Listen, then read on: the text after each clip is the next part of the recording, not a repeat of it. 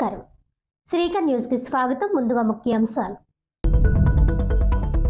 గోదావరి పుష్కరాలు 2027 శాఖల వారీగా సమన్వయ కార్యాచరణపై సమీక్షా సమావేశం. కలెక్టర్ కీర్తి చేకూరి.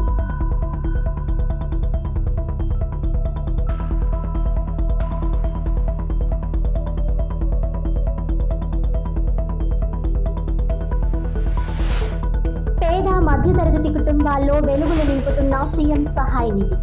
14 మంది లబ్ధిదారులకు 12,65,349 లక్షల రూపాయల చెక్కులను పంపిణీ చేసిన ఎమ్మెల్యే గోరంట్ల.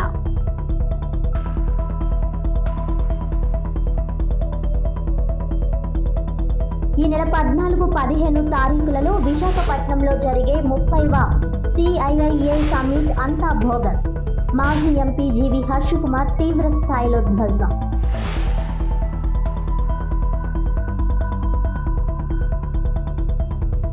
కంటి ఆరోగ్యంపై అవగాహన చాలా ముఖ్యం. Doctor Harika Priyamvada. Max vision కంటి హాస్పిటల్ ఆధ్వర్యంలో మయోపియా అవగాహన నడక.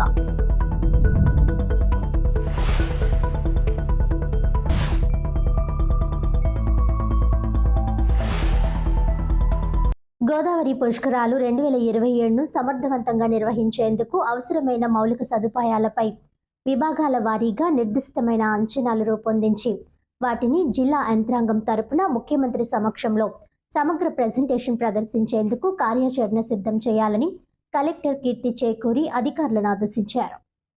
కలెక్టర్ కీర్తి చేకూరి మాట్లాడుతూ ముఖ్యమంత్రి సమక్షంలో గోదావరి పుష్కరాలు 2027 కార్యాచరణ ప్రణాళిక అందజేసే క్రమంలో జిల్లా ప్రజా ప్రతినిధులు ఇన్ఛార్జి మంత్రి ఆధ్వర్యంలో వారి సూచనలు, సలహాలను అధికారులు చేసిన ప్రతిపాదనలతో సమన్వయం చేసుకోవాల్సి ఉందన్నారు. ఇందుకు సంబంధించిన సమావేశం నిర్వహించనున్నట్లు కలెక్టర్ తెలిపారు. వివిధ శాఖల ఆధ్వర్యంలో గత పుష్కరాల సమయంలో ఏర్పడే భారీ జన సామర్థ్యం, రవాణా సౌకర్యాలు, భద్రత, శానిటేషన్, నీటి సరఫరా, పార్కింగ్, ట్రాఫిక్ నియంత్రణ వంటి అంశాలపై విభాగాల వారీగా చర్చించడం జరిగిందని తెలిపారు.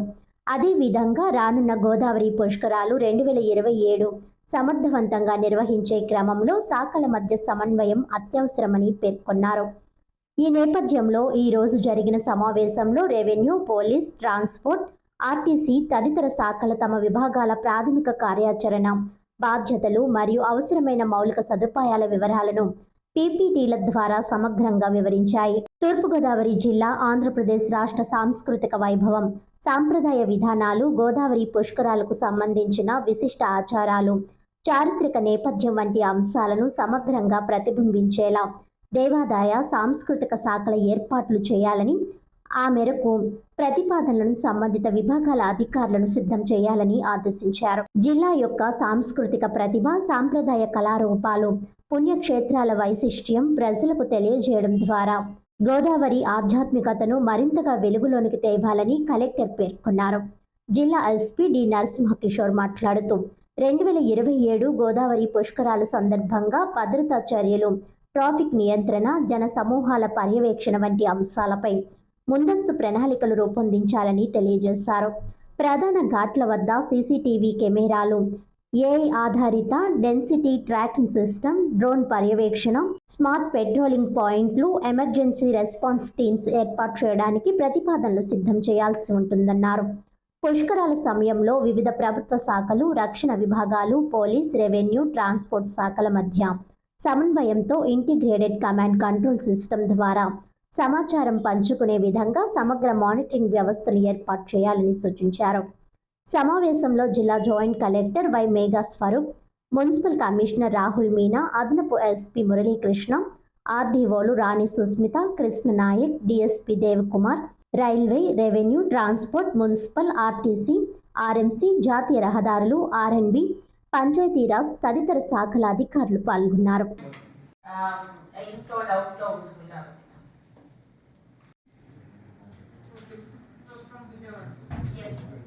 And from Visakhapatnam as well entry అవుతున్నప్పుడు మనకి రాజమండ్రి దగ్గర పార్కింగ్ స్పేస్ పెట్టుకుని and it was due to last time Kovvur and Nidadavolu are part of separate district so area due to that and in the process of entire food for continuously take dips at all 55 guards together. Next slide. Next. So existing length is around 1.2 km. Next, ఇది కూడా 72,000 stakeholders, general public, pilgrims, protocol and non-protocol vehicles, public transport operators and drivers తో అదొక database ready చేస్తాం madam. Okay, right. Next. Planning and preparation అది response 1,741 vehicles operate చేస్తున్నాం. logo and songs and also culture of Rajahmundry, culture of AP University culture department will get that, but prastuta particular culture of Rajahmundry, history of culture anga new plan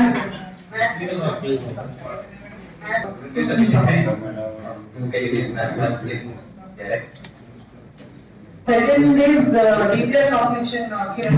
You will be giving in next one. Okay. Then third, from Urban, you are doing this comprehensive mobility plan. Please tag along with police office because they also want to do integrated checkposts, police, transport. So when you do that plan, you involve transport, involve police, and other departments so that you have comprehensive KML one GIS mapping of the existing database. Many hotels ఉన్నాయి, many lodges ఉన్నాయి, many community halls ఉన్నాయి, so temples ఉన్నాయి, parking spaces ఉన్నాయి. There are many side ఇవన్నీ already identified కాబట్టి. Then you already know your NH, SH, you know the data of the buses. RTC ఎక్కడి నుంచి ఎంతమంది వస్తున్నారు, RTC buses, at least RTC data. Similarly, existing guards data we have, new guards data, where proposed guards data, all this please integrate and next time presentation please only do it on that Google Map so that we understand the geography and అందులోనే circuits ఎలా చేస్తున్నారు అనేది we can understand from tourism pilgrims perspective. Railway station నుంచి ఏంటి, bus station నుంచి ఏంటి, NH నుంచి ఏంటి, ఇక్కడ నుంచి ఏంటి అన్ని మనకు అర్థమవుతాయి. అది by next week పేద మధ్యతరగతి కుటుంబాల్లో ముఖ్యమంత్రి సహాయ నిధి ఎంతగానో వెలుగులు నింపుతుందని రూరల్ ఎమ్మెల్యే గోరంట్ల బుచ్చయ్య చౌదరి అన్నారు.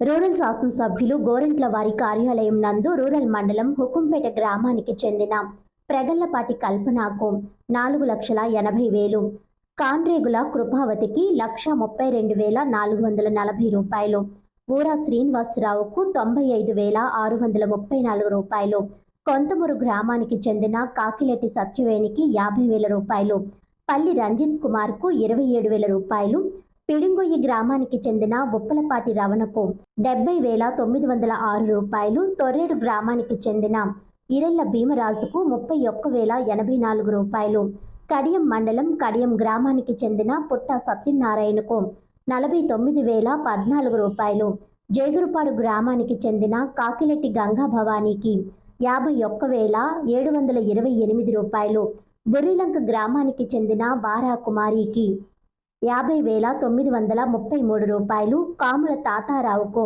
66,358 రూపాయలు, వేమగిరి గ్రామానికి చెందిన షేక్ కాజాబాబుకు 70,000 రూపాయలు, వార్డులకు చెందిన కందుల వీరబాబుకు 40,002 రూపాయలు, కొత్తపల్లి హరితశ్రీకి 50,250 రూపాయలు, మొత్తం కలిపి 14 మంది లబ్ధిదారులకు 12,65,349 రూపాయలు ముఖ్యమంత్రి సహాయ నిధి చెక్కులను ఎమ్మెల్యే గోరంట్ల అందించారు. ఆ సందర్భంగా ఎమ్మెల్యే గోరంట్ల మాట్లాడుతూ ఎన్టీఆర్ వైద్య సేవలో లేని అనేక రకాల చికిత్సలకు 1,00,000 రూపాయలు ఖర్చు చేసి అప్పులు పెనుభారమై ఇబ్బంది పడుతున్న పేద మధ్యతరగతి కుటుంబాలకు రాష్ట్ర వ్యాప్తంగా కోట్లాది రూపాయలు సీఎం సహాయ నిధి ద్వారా ఉదారంగా అందిస్తున్న ముఖ్యమంత్రి చంద్రబాబు నాయుడుకి కృతజ్ఞతలు తెలిపారు. రాష్ట్రంలో అనేక ఆర్థిక ఒడిదుడుకులు ఉన్నప్పటికీ కూడా విద్య, వైద్యానికి పెద్దపీట వేస్తుందని, ప్రతి పేదవాడికి వైద్యాన్ని మరింత చేరువ చేసేందుకు ప్రతి కుటుంబానికి ఏడాదికి 25 లక్షల రూపాయలతో ఇన్సూరెన్స్ పథకాన్ని ప్రారంభించేందుకు కూటమి ప్రభుత్వం కృషి చేస్తుందని గోరంట్ల అన్నారు. ఈ కార్యక్రమంలో రూరల్ మండల తెదేపా అధ్యక్షులు మచ్చేటి ప్రసాద్, రాష్ట్ర Kummari Shalivahaka director Panduri Apparao, APISC director Margani Satyanarayana, Kurukuri Kishore, Boppana Nanaji, Pendyala Ramakrishna, Peethani Sivaramakrishna, Vattikutti Dattudu, Patamsetti Ramji, దండుముడి Teja, Tadepalli Nagaraju, దొడ్డి బాబ్జీ, చలమూరి సత్యనారాయణ, సింగవరపు సత్యనారాయణ, కొప్పిశెట్టి చిన్ని, గారపట్టి నాగేశ్వరరావు తదితరులు పాల్గొన్నారు. 2,69,42,532 రూపాయలు అందింది. ఇలాగా ఇంకా 29 ప్రాసెస్లో ఉన్నాయి. మళ్ళీ నా దగ్గర నుంచి ఒక 40 అప్లికేషన్ వేస్తున్నాయి. ఇవాళతో ఎక్కడైతే క్లోజ్ చేసుకొని మళ్ళీ వెంటనే పంపిస్తాం, లేట్ కాకుండా. ఏదైనా సరే చూశారు ఎలాంటి వాళ్ళకి ఇచ్చాము. నాయకులు కూడా అర్థం చేసుకోవాల్సింది, ఎవరైతే నిరుపేదలు కష్టంలో ఉన్నారో వాళ్ళకి ఇద్దాం. కమిటెడ్గా ₹1 కూడా ఎక్కడ కూడా వాళ్ళు ఖర్చు లేకుండా మ్యాక్సిమం తెచ్చిస్తున్నాం. నాయకులు కూడా గమనించుకోండి, ఎలాంటి పేదవాళ్ళకి ఇస్తున్నామో అర్థం చేసుకొని మనం ఉన్న వాళ్ళకి సరిపోతే చేయొద్దండి. ఉన్నవాళ్ళు భరించగలరు. తర్వాత ఇవాళ కొత్తగా ఏంటంటే మళ్ళా చెబుతున్నాం, ఇవాళ ఆరోగ్యశ్రీ ఆపరేషన్లు కానీ అన్నీ చేస్తూ ఉన్నారు. ఆరోగ్యశ్రీ కూడా డబ్బులు ఇవ్వబోతూ ఉన్నారు. ఆరోగ్యశ్రీ కానప్పుడు రండి. ఆరోగ్యశ్రీలో కవర్ కాకపోతే మేము చూసి చెక్ చేసుకుంటాం. ఆరోగ్యశ్రీలో కవర్ కాకపోతేనే సీఎం రిలీఫ్ ఫండ్ వస్తుంది. అందువల్ల ఎవరైతే నిరుపేదలు ఉన్నారో వాళ్ళ వీళ్ళ జాగ్రత్తగా నాయకులు కూడా మీ గ్రామాల్లో ఎవరున్నారో అవి ప్రాసెస్ చేసి తెస్తే జాగ్రత్త వర్కౌట్ చేద్దాం. డేట్లు దాటిపోకూడదు. పాత డేట్లు రావద్దు. ఎవరు కూడా అప్ టు డేట్లో ఉండాలి. పూర్వం కూడా తేవడానికి వీలు లేకుండా చూసుకోండి. మన ముఖ్యమంత్రి గారు ఎంతో కష్టపడి ఈ నిధులన్నీ తెచ్చేస్తూ ఉన్నారు. రాష్ట్రంలో ఏ దేశంలో రాష్ట్రంలో ఎక్కడా లేని విధంగా ముఖ్యమంత్రి సానిధి భారీ ఎత్తున ఏకైక నాయకుడు చంద్రబాబు నాయుడు గారు. దాని సారథ్యం పవన్ కళ్యాణ్ గారు, లోకేష్ గారి సారథ్యంలో పేదల ఆరోగ్యమే ప్రథమార్గంగా చూసుకొని ఇవాళ ఎలాంటి లంచాలు లేకుండా గత 5 సంవత్సరాల్లో ఆ ప్రభుత్వంలో ₹1 ఎవరికి సహాయం చేయలే. సీఎం రిలీఫ్ ఫండ్ లేదు, చంద్రన్న బీమా లేదు, అన్ని రద్దు చేశారు. ఇవాళ ఇన్సూరెన్స్ స్కీమ్ వస్తుంది. 25 లక్షల రూపాయల దాకా ఫ్రీగా వైద్యం చేసే సౌకర్యం వస్తుంది. దాన్ని కూడా సద్వినియోగం చేసుకోవాలి. ఆ లైన్లో మనం వెళ్లాల్సిన అవసరం ఉంది. ఎందుకంటే కొంత ఇన్సూరెన్స్ పావలా కడితే ₹100 బెనిఫిట్ వచ్చే స్కీమ్ అది. ఇవాళ కేంద్రం కూడా స్కీమ్ తీసుకొస్తుంది. 25 లక్షల రూపాయలు జనభీమను కూడా మనం ఉపయోగించుకోవాలని సవినయంగా మనం చేస్తూ ఇవాళ లబ్ధిదారులంతా సాంత్వనం చేకూర్చాలని చంద్రబాబు గారికి ధన్యవాదాలు తెలియజేస్తూ ఓకేమా, థ్యాంక్ యూ. విశాఖపట్నంలో ఈ నెల 14, 15 తారీఖులలో జరిగే 30వ CIIA సమ్మిట్ అంతా బోగస్ అని మాజీ ఎంపీ జీవి హర్షకుమార్ తీవ్ర స్థాయిలో ధ్వజమెత్తారు. రాజమండ్రిలో మాజీ ఎంపీ జీవి హర్షకుమార్ మీడియా ప్రతినిధుల సమావేశంలో మాట్లాడారు. ప్రతి ఇంటిలోనూ ఒకరిని పారిశ్రామికవేత్తగా చేస్తానని ప్రభుత్వం చెబుతుంది. 10 లక్షల కోట్లు, 10 లక్షల ఉద్యోగాలు అంటుంది. విశాఖపట్నంను సర్వాంగ సుందరంగా ముస్తాబు చేస్తున్నారు, సంతోషమన్నారు. ఈ ప్రభుత్వం ఉట్టికి ఎగరలేనమ్మా, ఎక్కడికో ఎగిరిందంట అనే సామెతలాగా ఉందని విమర్శించారు. పాలకుల మాటలు కోటలు దాటుతున్నాయని ధ్వజమెత్తారు. సూపర్ 6 సూపర్ హిట్ అన్నారు. ఒక్క పథకం అమలు చేయలేదు. మహిళలకు ఉచిత బస్సు ఇచ్చి అన్నీ ఇచ్చామని చెబుతున్నారని మండిపడ్డారు.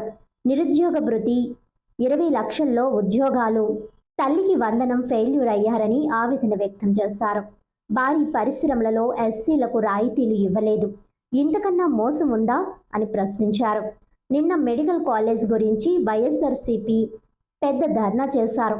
మీరే కదా సీట్లు అమ్మేసుకున్నారు, మీరే ప్రైవేట్ చేశారు, మీరు ధర్నా చేయటం హాస్యాస్పదంగా ఉందని ఎద్దేవా చేశారు.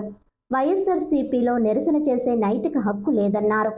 బీహార్లో ఓట్ల చోరీ జరిగింది. 65,000 బోగస్ ఓట్లు అని రాహుల్ గాంధీ చెప్పారు. ప్రతి ఎలక్షన్లో 20% ఓట్లు బోగస్ ఓట్లు కలిపేసుకుంటున్నాయి.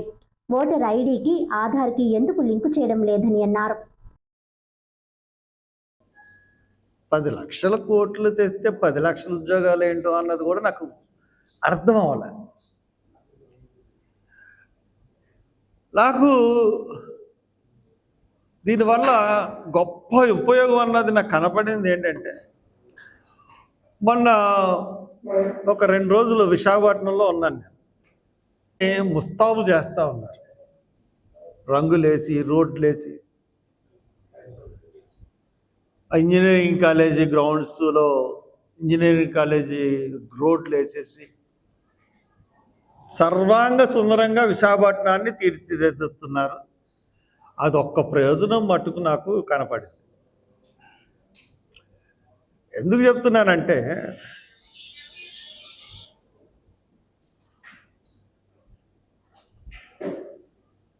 ఉట్టికి ఎగరలేనమ్మ ఎక్కడికో ఎగిరిందంట. ఇప్పుడు దాకా మీరు ఒక్క పారిశ్రామికవేత్తని ఆదుకోలేదు, కానీ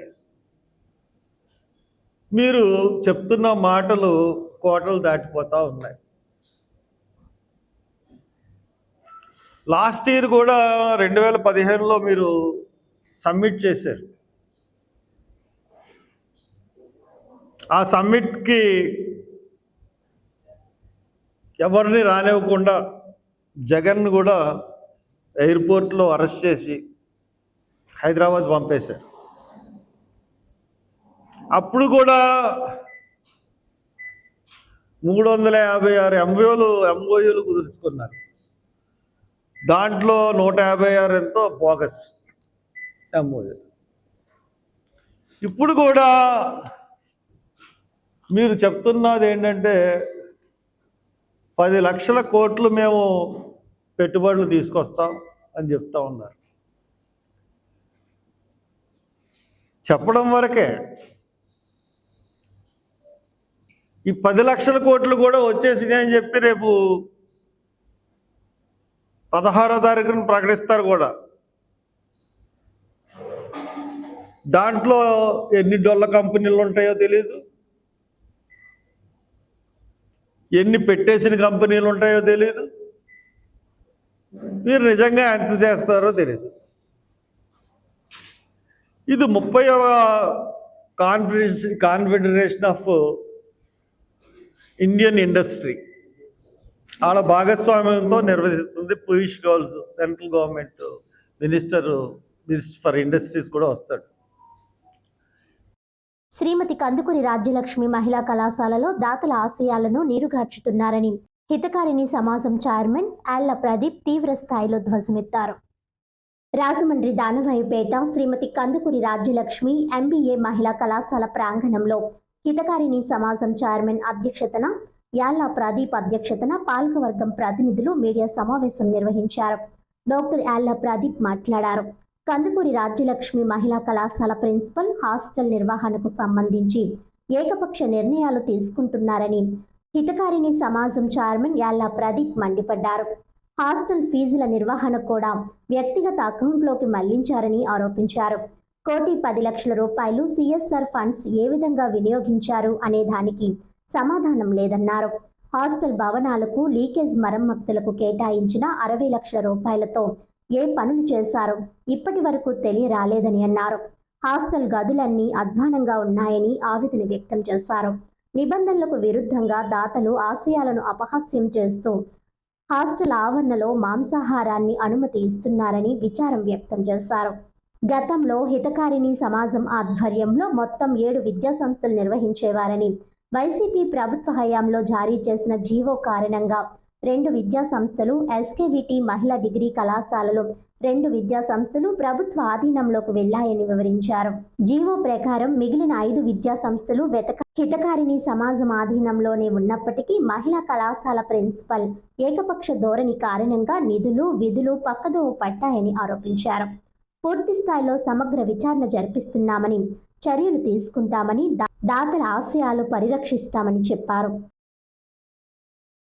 అకౌంట్లోకి ట్రెజరీలోకి కొడుతున్నారు. ఏదైతే ఎడ్యుకేషన్ డిపార్ట్మెంట్ ఉంటుందో వాళ్ళు ఇచ్చిన అకౌంట్కి కడుతున్నారు.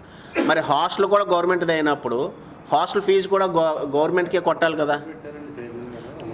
ఎందుకు ఈవిడ పర్సనల్ అకౌంట్లో కొట్టించుకుంటుంది? ఎందుకు రూపాయలు డైరెక్ట్గా తీసుకుంటున్నారు? ఎందుకు ఇప్పటివరకు అది గవర్నమెంట్ లెక్కలోకి వెళ్ళలేదు? 4 ఇయర్స్ నుంచి హాస్టల్ మెయింటెనెన్స్ కానీ హాస్టల్ అకౌంట్స్ కానీ ఒక ఈఓ గారికి ఆవిడ చెప్పలేదు. అలాగనే అది గవర్నమెంట్ ఉద్దేశంలో కూడా లేదు. నిన్న మేము వెళ్ళి అడిగినప్పుడు ఆర్డీఓ గారు రావడం జరిగింది. ఆయన వచ్చి జీవో చూశారు. జీవో చూసినప్పుడు ఇది హితకారిణి సమాజది కదా, ఎందుకు మీరు అప్పచెప్పలేదు అని అడిగితే ఆవిడ లీవ్లో ఉన్నారు, రేపు వస్తామని చెప్పారు.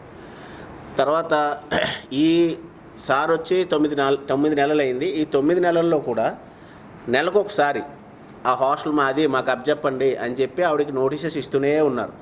ఒక్కసారి కూడా మళ్ళీ నోటీస్ అన్నీ బ్యాక్ వచ్చినాయి, రిఫ్యూజ్డ్ టు టేక్. ఒక్కసారి కూడా ఆవిడ కనీసం జీవో తీసుకోవడానికి కూడా ఇష్టపడలేదు.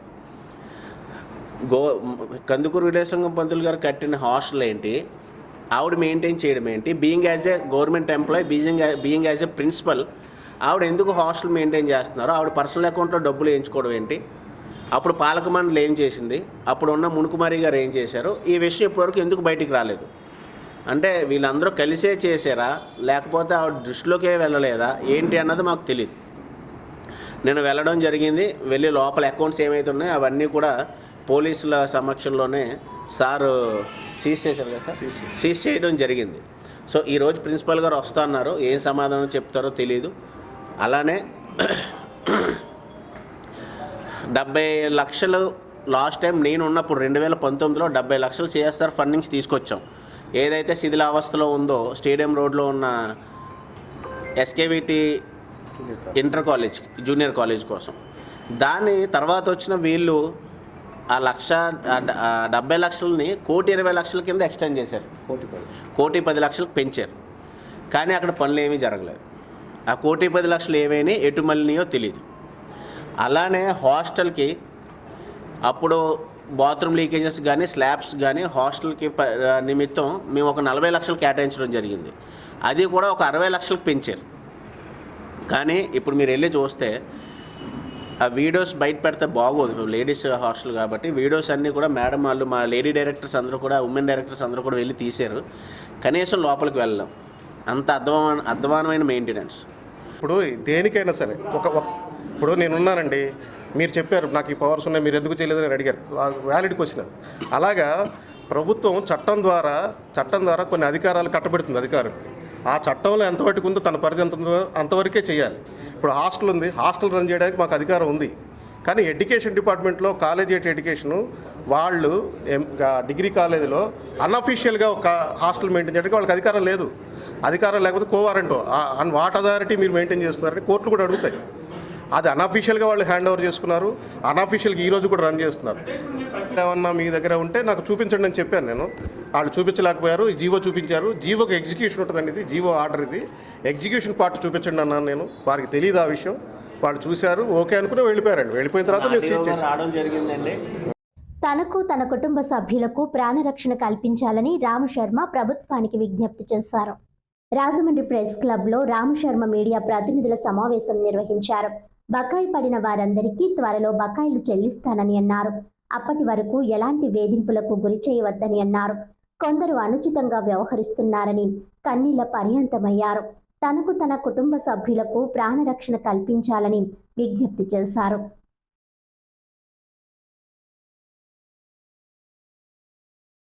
ఈ ప్రెస్ మీట్ పెట్టాల్సి వచ్చింది. దీనికి కారకులు ఎవరు అంటే ఈ మార్గాన్ భరత్ గారు వాళ్ళ అనుచరులు పీతారామకృష్ణ వాళ్ళ కుర్రోళ్ళు, వాళ్ళ ద్వారా నాకు థ్రెట్స్ వస్తున్నాయి. నాకు నా కుటుంబానికి.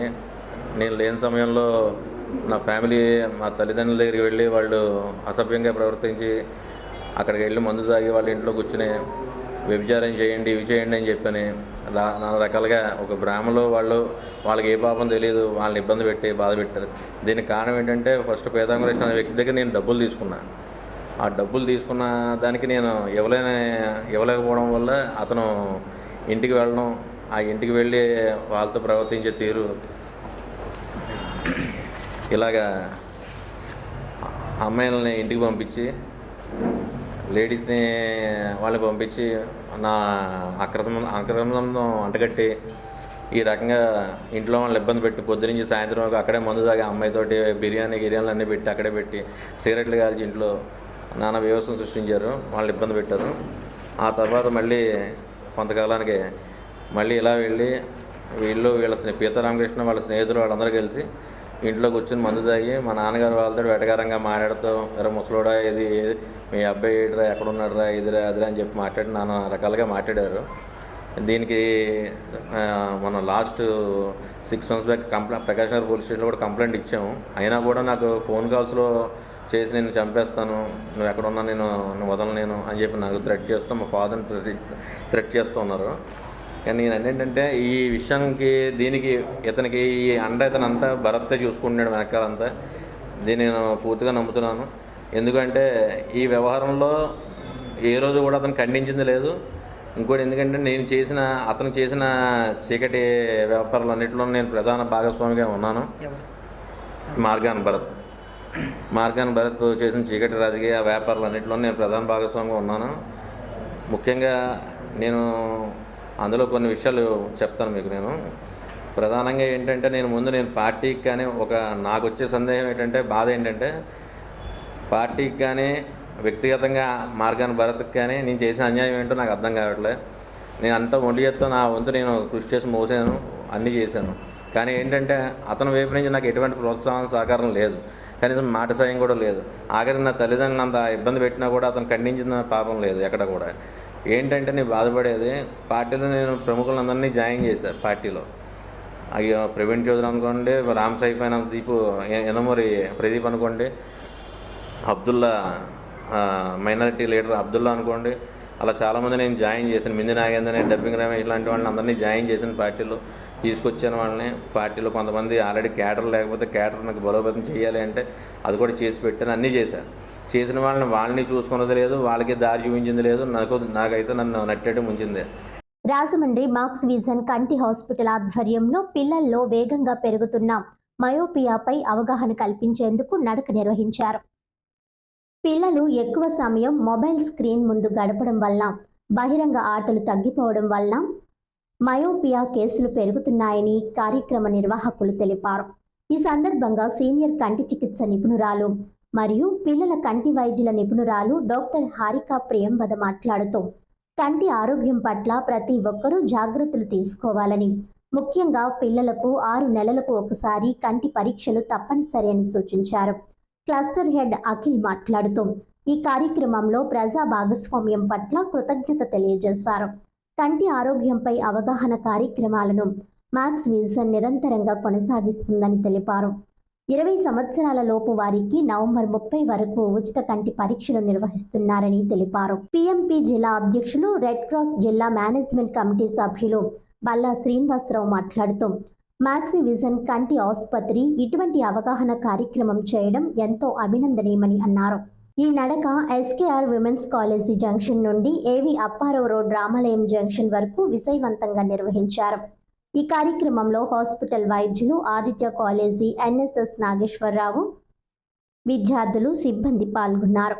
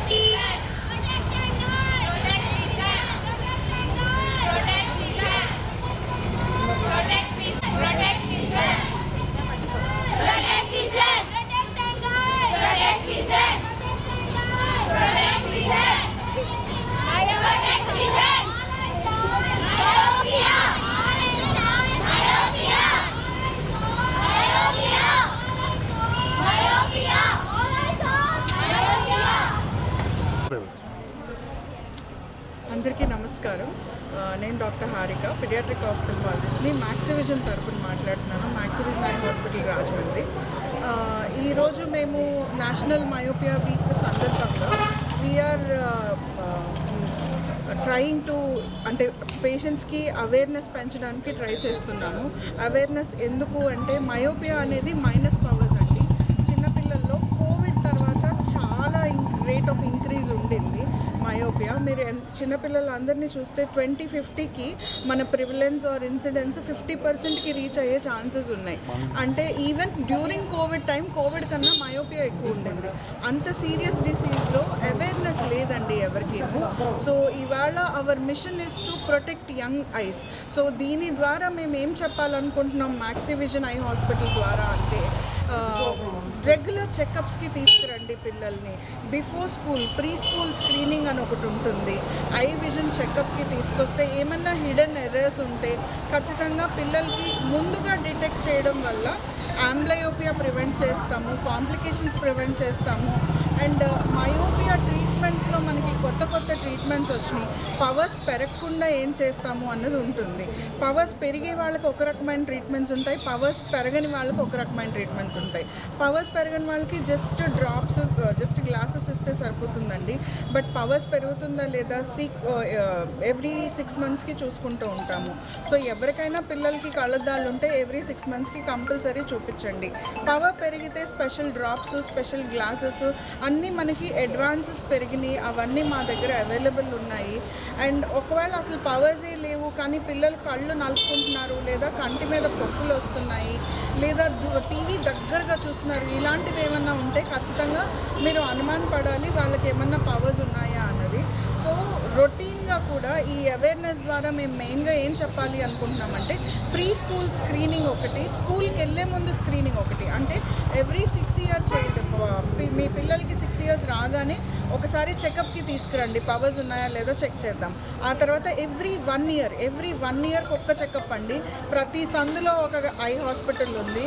దయచేసి రెగ్యులర్ చెకప్స్ చేయించుకొని మయోపియా కాంప్లికేషన్స్, పవర్స్ -2 నుంచి -10 వరకు పెరగకుండా కాపాడుకోండి. Hour machine is to protect the young ice. Maxivision I hospital, Rajahmundry. అందరికీ నమస్కారం అండి. ఈరోజు మ్యాక్సివిజన్ ఐ హాస్పిటల్ నుంచి మయోపియా అవేర్నెస్ వాక్ అనేది చేయడం జరుగుతుందండి. ఈ వాక్ ద్వారా మయోపియా అనేది పిల్లల్లో ఎక్కువ స్ప్రెడ్ అవ్వకుండా దాన్ని రిస్ట్రిక్ట్ చేయడం కోసం మ్యాక్సివిజన్ ఐ హాస్పిటల్ అనేది వర్క్ చేయడం జరుగుతుందండి. ఈ సందర్భంగా మీ అందరికీ తెలియజేసుకుంటే ఏంటంటే పిల్లల్లో ఫ్రీక్వెంట్గా ఐ చెకప్ జరగాలి. దాన్ని ముందుకు తీసుకెళ్లాలనే ఉద్దేశంతో మ్యాక్సివిజన్ ఐ హాస్పిటల్స్లో నవంబర్ 30వ తారీఖు దాకా అందరు పిల్లలకి కూడా ఫ్రీ ఐ చెకప్ అందిస్తున్నామండి. ఈ విషయాన్ని అందరికీ తెలియజేసి మీరందరూ కూడా ఈ సందర్భాన్ని వినియోగించాల్సిందిగా కోరుతున్నామండి. Thank you. నమస్తే అండి. మ్యాక్సివిజన్ ఐ హాస్పిటల్ తరఫు నుంచి ఈ యొక్క వాక్ వల్ల మనకి పిల్లలకి అవేర్నెస్, అంటే చిన్నపిల్లలకి ఎక్కువ పవర్ ఉంటుంది, కొంతమంది పేరెంట్స్ అంటే నెగ్లెక్ట్ చేస్తూ ఉంటారు. సో ఈ యొక్క అవకాశం ఈ 1 week వరకు మేము ఈ వాక్ చేస్తూ ఉంటాం. ఇది వినియోగించుకొని పిల్లల్ని హాస్పిటల్కి తరఫు తీసుకొచ్చి చెకప్ చేసుకొని వాళ్ళకి ఎట్లయితే మేము మ్యాక్సివిజన్ తరఫు నుంచి ఫ్రీ కన్సల్టేషన్ ఆఫర్ చేసుకున్నాం వాళ్ళకి. సో ఈ మంత్ ఎండింగ్ వరకు పిల్లలు ఎవరైనా ఉంటే తీసుకొచ్చి మా హాస్పిటల్లో ఈ సదుపాయాన్ని వినియోగించుకోవాలని కోరుతున్నాం. Thank you.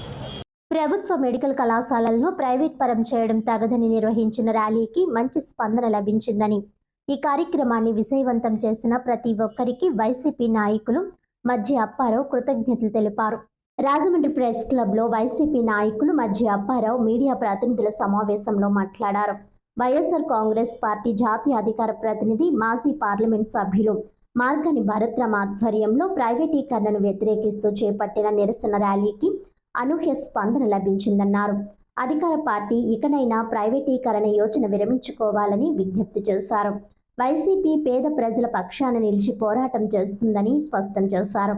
ప్రశ్నిస్తే అక్రమ కేసులు బనాయించి ఇబ్బందులకు గురి చేయడం సరికాదన్నారు. ప్రజాస్వామ్య వ్యవస్థలో ఇలాంటి అణిచివేత ధోరణులు తగదని అన్నారు. వైసీపీ నాయకులు బిల్డర్ చిన్న, పులిసాగర్ మాట్లాడారు. మాజీ ఎంపీ భరత్రామ్ను విమర్శించే నైతికత ఎవరికీ లేదన్నారు. మాట ఎంతవరకు కట్టనది ఆలోచించడం మానేసి ఆయనకి చెప్పాల్సింది పోయి మా మాజీ ఎంపీ భరత్రామ్ గారి మీద మీరు అనుచిత వాక్యులు, అనవసరమైన మాటలు మాట్లాడడం కరెక్ట్ కాదు. ముందు మీ యొక్క పెద్ద మనిషి అయిన ఆదిరెడ్డి అప్పారావు గారు చెప్పండి. ఫస్ట్ ఒక తండ్రి వయసులో ఉండి ఒక ఆడబిడ్డతో ఎలా మాట్లాడాలి, ఒక ప్రజలతో ఎలా మాట్లాడాలో నేర్చుకోండి. ఇంకో విషయం, ఎలాంటి మాటలు అతను పాలేరు పని మాత్రం చేస్తలేదు. ఒక డ్రైవర్ బాధ్యతగా పనిచేస్తుంది. చేసుకుంటున్నాడు అతను. అంతేగాని మీకులా ఇసుక మాఫీలు, ఇసుక దందాలు, లేదా మద్యం సిండికేట్లు, మీ నాయకులు మద్యం సిండికేట్లో మాట్లాడి వాయిస్ రికార్డులతో దొరికేసిన మీ నాయకుల గురించి వదిలేసి ఒక కామెంటేటర్ని పట్టుకున్నారేంటి మీరు? అసలు నాకు అర్థం కావట్లేదు. మీ నాయకులు తప్పు ఉందో లేదో నిరూపించుకోమని ముందు ఆ వాయిస్ ఆలయా కాదని నిరూపించుకోమన్నాడు. ఫారెన్సిక్ వెళ్ళి రిపోర్టులు తీసుకురమ్మన్నాడు. మీ నాయకులు రెడ్ హ్యాండ్గా ప్రజల సొమ్ము దోచుకు తింటా వాళ్ళని వదిలేసి చిన్న కామెంట్ పెట్టిన అతను పట్టుకుని మార్గాని భరతరామ్ గారు అనిపించారు అంటారేంటి? మార్గాని భరతరామ్ గారు అనేది ఏమని ఉంటే క్లియర్గా ఆయన ప్రెస్ మీట్లో చెప్పారు, ప్రెస్ నోట్కి ఇచ్చినప్పుడు చెప్పారు. గౌరవనీయులైన ఎమ్మెల్సీ అనేసి సోమయాల దగ్గర రెస్పెక్ట్ ఇచ్చే మాట్లాడారు. ఆయన చెప్పేది ఏమని ఉంటే మనస్ఫూర్తిగా చెప్తారు తప్పించి ఇలాగ డైవర్లతోటి వాళ్ళతోటి వీళ్ళతోటి అందించాల్సిన అవసరం ఆయనకి లేదు. ఇంకో విషయం మాట్లాడుతున్నారు, మా భరతరామ్ గారు అనే పని ఏదో ఆ బాధ్యత మోరంపూడి ఫ్లేవర్ మీద చూపించండి, అక్కడ లైట్లు ఎట్టించండి, అక్కడ ఫ్లెక్స్లు కట్టారు కదా అటు ఇటు, మీ భద్రత మా బాధ్యత. ఏది భద్రత? అక్కడ లైట్లు అయితే భద్రత చూపించండి. బాధ్యత ఏది? రోడ్లు వేసిన బాధ్యత మీది కాదా? రోడ్లు వేయాలి కదా, అక్కడ సైడ్ రోడ్లు ఎలా ఉన్నాయి వాటి మీద మీకు బాధ్యత కనబడతలేదు. పైన లైట్లు వేసిన భద్రత మీకు లేదు. జనాలు ఏమైపోతారో, ఏ లారీ అయినా పైన తిరగబడితే పరిస్థితి ఏంటి? కింద కుటుంబీకులు వెళ్తూ ఉంటారు, వాళ్ళ పరిస్థితి ఏంటి? అవి లేవు. వాటి మీద భద్రత కానీ వాటి మీద బాధ్యత కానీ లేదు. అటు ఇటు మొత్తం ఫ్లెక్స్లు కట్టారు, మీ భద్రత మా బాధ్యత అనేసి. ఆ భద్రత బాధ్యత మీరు చూపించండి. అలాగే సోమవీరరాజు గారు ఏమన్నారు? మార్పుల్ ఫ్లేవర్ మా భరతరామ్ గారు వెళ్ళి అక్కడ ఏదో చేశారు, ఆయన చేసింది లేదు, మా గవర్నమెంట్లో చేద్దాం. ఇప్పుడున్నది మీ గవర్నమెంటే కదా, లైట్లు వేయించండి అయ్యా. ఇప్పుడున్నది మీ గవర్నమెంటే కదా, రోడ్లు వేయించండి. ఆ రోడ్లు వేయించడానికి మీ గవర్నమెంట్ కనబడతలేదు, లైట్లు వేయించడానికి మీ గవర్నమెంట్ కనబడతలేదా? భరతరామ్ గారిని అందరికి మాత్రం మీరు అత్తమాటికి వచ్చి ప్రెస్ మీట్ అంటే మాత్రం కనబడుతుందా? ఇది ఎంతవరకు కరెక్ట్ అనేది మీరు ఆలోచించుకోవాలి. అలాగే గౌరవ మాజీ ముఖ్యమంత్రి జగన్మోహన్ రెడ్డి గారితో పాటు మన రాజమండ్రి ఎంపీ మార్గాని భర్త గారు చేసిన కార్యక్రమాలు ఎన్నో అభివృద్ధి కార్యక్రమాలు ఉన్నాయి.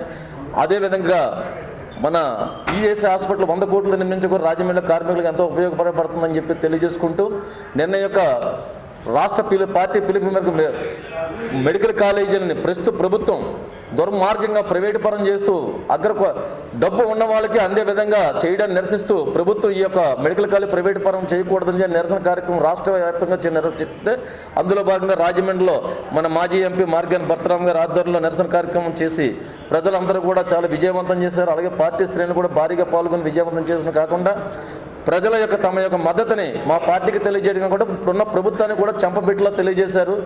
రాజమండ్రి ప్రజలందరికీ కూడా నిన్న చేసిన కార్యక్రమం విజయవంతం చేయడం ధన్యవాదాలు తెలియజేసుకుంటూ, అలాగే భవిష్యత్తులో కూడా రాజమండ్రిలో ప్రజల ఆస్తులని ఇప్పుడున్న కూటమి నాయకులు చాలామంది రకరకాలుగా కబ్జాలు చేయడం చూస్తున్నారు. ప్రభుత్వం ఆస్తులేటి, ఎండోమెంట్ ఆస్తులేటి, ఏమైనా సరే ప్రభుత్వం ఆస్తులు మాత్రం కాకుల్లాగా కానీ గద్దల్లాగా కానీ దోచుకోవడం చూస్తే వైఎస్ఆర్ పార్టీ తరఫున మార్గాని భరతరామ్ గారి ఆధ్వర్యం మేమందరం తప్పనిసరిగా ప్రజల తరఫున పోరాడతాం, ప్రజలతో భాగస్వామ్యంగా పోరాడతామని చెప్పి ప్రభుత్వం ఆస్తులను ప్రజల ఆస్తులు రక్షించడానికి మేము తప్పనిసరిగా ముందుకుంటామని చెప్పి వైఎస్ఆర్ పార్టీని తెలియజేసుకుంటూ వాతావరణ కాలుష్యం నివారించి పర్యావరణ పరిరక్షణకు దోహదపడే ఎలక్ట్రికల్ సరుకు రవాణా ఆటో వాహన విక్రయాల షోరూం గ్రీన్ పరివార్ ఎంటర్ప్రైజెస్ ను ప్రజాప్రతినిధులు ప్రారంభించారు. లాలా చెరువు జాతీయ రహదారిపై నెలకొల్పిన ఈవీ షోరూం ప్రారంభోత్సవ కార్యక్రమంలో గోదావరి జిల్లాల్లోని పలువురు ఎమ్మెల్యేలు, ప్రముఖులు, నాయకులు పాల్గొన్నారు. ఈ సందర్భంగా ప్రజాప్రతినిధులు మాట్లాడుతూ పర్యావరణ పరిరక్షణకు, పచ్చదనానికి ప్రభుత్వం అధిక ప్రాధాన్యం ఇస్తోందని, అందుకు తగినట్లుగా ఎలక్ట్రికల్ వాహన విక్రయాల షోరూం ఏర్పాటు చేయడం అభినందనీయమని నిర్వాహకులను ప్రశంసించారు. ప్రారంభోత్సవ కార్యక్రమంలో Tanuku Andhra sugars JMD P Achyut Ramayya, DSR mobile private limited founder MD Dhanasekhar Reddy, Rajahmundry city MLA Adireddy Srinivas, Vasu, rural MLA Gorantla Butchaiah Chowdary, RUDA chairman Boddu Venkataramana Chowdary, Kovvur Gopalapuram ఎమ్మెల్యేలు M Venkateswararao, M Venkataraju, Anaparthi MLA Nallamilli Ramakrishnareddy, పశ్చిమ గోదావరి జిల్లా పరిషత్ మాజీ చైర్మన్ ఎం బాపిరాజు, టీడీపీ రాష్ట్ర కార్యదర్శి కాశీ నవీన్ కుమార్, నిమ్మలపూడి గోవింద్ తదితరులు పాల్గొన్నారు. అందరికీ నమస్కారం. ఈ రోజున డిఎస్ఆర్ కంపెనీ తయారు చేసిన ఎలక్ట్రిక్ ఆటోల్ని లాంచ్ చేయడం జరుగుతోంది రాజమహేంద్రవరంలో. పర్యావరణ హితమైన ఆటో సిస్టాన్ని మార్కెట్లో ప్రవేశపెడతా ఉన్నారు. దీనివల్ల ఒకటి పర్యావరణ హితమే కాదు, పొదుపు కూడా. మామూలుగా డీజిల్ పెట్రోల్ తోటి దాదాపుగా 6 రూపాయలు అయ్యేదాన్ని ఇది 65 పైసలకి అయ్యేదానికి అవకాశం ఉంటుంది. గ్రీన్ రెవల్యూషన్లో ఒక భాగం. ఇవాళ మొత్తం కూడా ఒకటి సోలార్ పవర్, ఇంటింటికి సోలార్ పవర్ వేసే విధానం, ఆటోమైజేషన్ అంతా కూడా ఎలక్ట్రికల్కి వెళ్ళిపోవాలనేది లైన్లో. వాళ్ళు దానికోసం రాష్ట్ర వ్యాప్తంగా కూడా ఒక భారీ కార్యక్రమం తీసుకున్నారు. రాబోయే కొద్ది రోజుల్లో భారీగా ఎలక్ట్రికల్ స్టేషన్లు కూడా పెట్టడానికి, ఎలక్ట్రికల్ ఛార్జింగ్ స్టేషన్లు కూడా పెట్టడానికి అవకాశం ఉంది. భారత ప్రభుత్వ సహకారం, రాష్ట్ర ప్రభుత్వం, చంద్రబాబు గారి నాయకత్వంలో విజనరీగా మొత్తం పర్యావరణాన్ని కాపాడటం కోసం ఒక భారీ ఎత్తు కార్యక్రమం, పరిశ్రమలను ప్రోత్సహించడం, రాష్ట్రంలోనే పరిశ్రమలు వచ్చేలాగా చేయటం, మరోవైపు పర్యావరణ హితంగా ఈ కార్యక్రమాలను అమలు చేసే లక్ష్యంలో మనం ముందుకు సాగుతున్నాం. డిఎస్ఆర్ కంపెనీ ఇవి ఇప్పటికే మార్కెట్లో బాగా ప్రసిద్ధి చెందింది. ఆ కంపెనీ ఇంకా మంచి ఆటోలు, ప్రయాణికుల ఆటోలే కాదు సామాన్లు చేరేసే వెహికల్స్ కూడా వారు మార్కెట్లోకి ప్రవేశపెట్టారు. గ్రీన్ రెవల్యూషన్లో భాగంగా వారికి అభినందనలు తెలియజేస్తా ఉన్నాను. ఎలక్ట్రికల్ సబ్సిడీలు అవన్నీ ఉన్నాయి, విడతల వారీగా ఉంటుంది. ఎలక్ట్రికల్ జిఎస్టీలు కూడా తక్కువ ఉంది. జిఎస్టీ కూడా కేవలం 5% మార్చారు. 28% నుంచి 5% మార్చారు. అందువల్ల ఇది పర్సెంట్ ట్యాక్స్ తక్కువ, అలాగే సబ్సిడీలు కూడా ఉన్నాయి. రాష్ట్ర ప్రభుత్వం ఇచ్చే సబ్సిడీలు కూడా ఉపయోగించుకొని ఆటోలన్నీ మళ్ళీ కన్వర్షన్ చేసుకోవచ్చు. ఇప్పుడున్న ఆల్రెడీ ఉన్న వేలాది ఆటోలు ఉన్నాయి, వాళ్ళకి దాదాపు సంవత్సరానికి 15,000 రూపాయలు ఇస్తున్నాం. వాళ్ళకి ఈ ఎలక్ట్రికల్ ఆటోలు కానీ నడుపుకుంటే సంవత్సరానికి 15,000 రూపాయలు దీని మీదే సేవింగ్ అయ్యే అవకాశం అనేది డిఎస్ఆర్ గారు చెప్పే విధానం. తప్పకుండా ఆటోలు కన్వర్షన్ చేసుకోండి, ప్రభుత్వం కూడా సహకరిస్తుందని విజ్ఞప్తి చేస్తూ ఉన్నాం. అందరికీ నమస్కారాలు, గుడ్ మార్నింగ్. సో నేను ధనశేఖర్ రెడ్డిని. ఈడ రాజమండ్రిలో సార్తో ఈడబొద్దు లాంచ్ చేస్తున్నాము electric vehicle, 3 wheeler, passenger, goods, garbage 3 vehicle మేము లాంచ్ చేస్తున్నాము. ఆంధ్రాని ఈడ రాజమండ్రిని ఇంకానే మేము స్టార్ట్ చేస్తున్నాము. సో గ్రీన్ పరివార్ అనే ఒక కంపెనీ ఈడ్ ఇంకా స్టార్ట్ చేసింది. సో మేము వచ్చి 25 ఇయర్స్గా పెట్రోల్ వెహికల్ని ఎల్పిజిగా కన్వర్ట్ చేస్తూ ఉంటుంది. మరి ఎల్పిజి వెహికల్ సిఎన్జిగా కన్వర్ట్ చేస్తూ ఉంది. ఇప్పుడు ఎలక్ట్రికల్ వెహికల్లో చేస్తున్నాము. సో ఈడ రాజమండ్రినే మేము ఎలా ఆంధ్రాకి సెలెక్ట్ చేసినామంటే, Rajahmundry is a green, go green కోసము చాలా చేస్తూ ఉంటారు. సో సారు ఆశీర్వాదంతో మేమంతా ఈడ ఓపెన్ చేసినాం.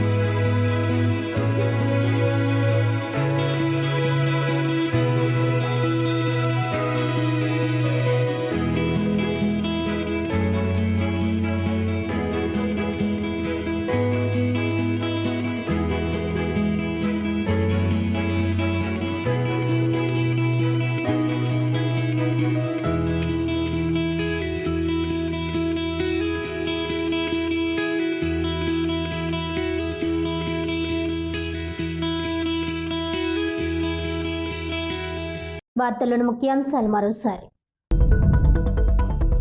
గోదావరి పుష్కరాలు 2027 శాఖల వారీగా సమన్వయ కార్యాచరణపై సమీక్షా సమావేశం. కలెక్టర్ కీర్తి చేకూరి.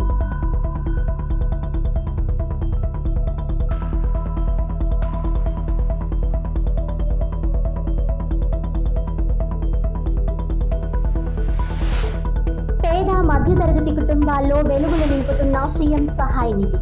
14 మంది లబ్ధిదారులకు 12,65,349 లక్షల రూపాయల చెక్కులను పంపిణీ చేసిన ఎమ్మెల్యే ఘోరెంట్ల.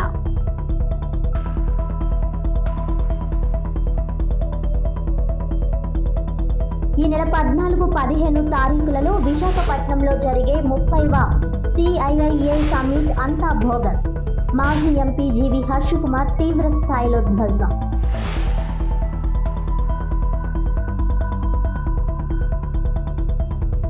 కంటి ఆరోగ్యంపై అవగాహన చాలా ముఖ్యం. Doctor Harika Priyamvada. Max vision కంటి హాస్పిటల్ ఆధ్వర్యంలో మయోపియా అవగాహన నడక.